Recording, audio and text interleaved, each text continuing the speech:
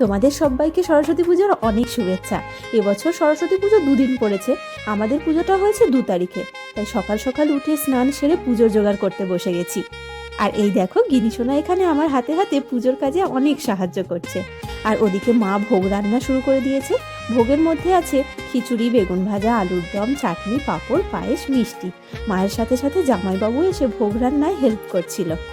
তারপর পুজোর সময় হয়ে আসছে, তাই চটপট করে আমিও গিয়ে রেডি হয়ে নিলাম। আর দুপুর 1টা নাগাদ পুজো শুরু হলো। বিদ্যে কমলোচনা বিশ্বরূপে বিশাল বুদ্ধং দেহি সমে বসুদীপং বিনা প্রসুদাইবল্লা দেবী সর্বসুদ্ধা সরস্বতী।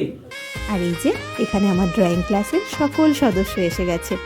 পুজোর দিন এই কচি কাচাদের আনন্দটাই ছিল সব থেকে বেশি।